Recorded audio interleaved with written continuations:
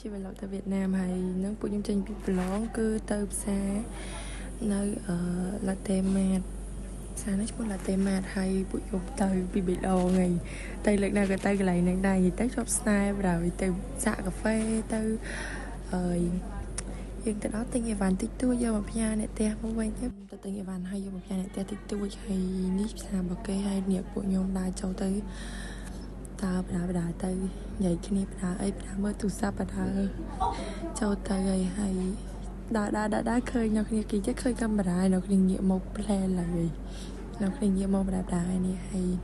ពួកខ្ញុំដើរទៅដល់ឃើញកាមេរ៉ាក៏ខ្ញុំដាក់កាមេរ៉ាមួយយើងដើរទៅមុខទៀតហើយបន្តមកពួកយើងមកជុំគ្នាសួរគ្នាត្រូវទៅណាបន្តទៅអីបន្តទៅញ៉ាំអីឬក៏ទៅញ៉ាំបានមុនហើយបន្តមកទៀតពួកខ្ញុំក៏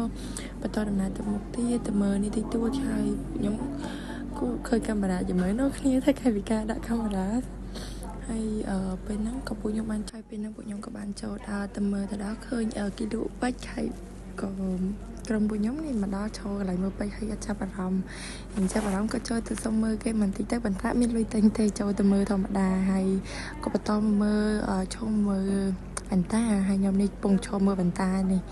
តែមើលតែថ្លៃពេកពួកខ្ញុំក៏បានចូលមកផ្សារវាមានសភៅមានអីវ៉ាន់តិចតួចហើយពួកខ្ញុំក៏បានទិញរបស់តាំងតិចតួចហើយនឹង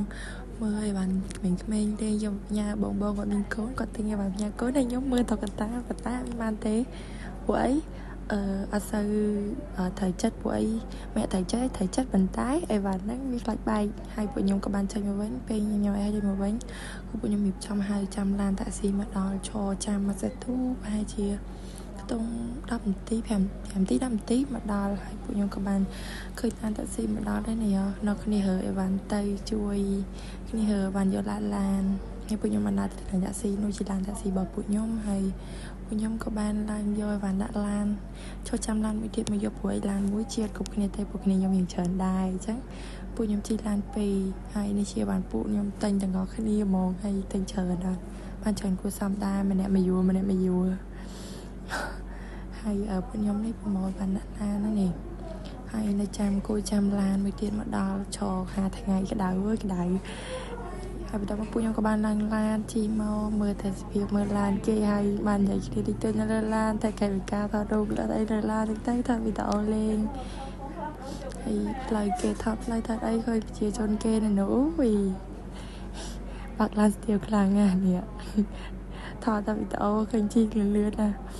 ហើយបន្ទាប់មកក៏ចាប់មុខគ្នាក្រោយបន្តិចកុំឲ្យអត់បានចាប់មុខសោះហើយបន្តពួកខ្ញុំក៏បានចាប់ត្រឹមហ្នឹងហើយអរគុណច្រើន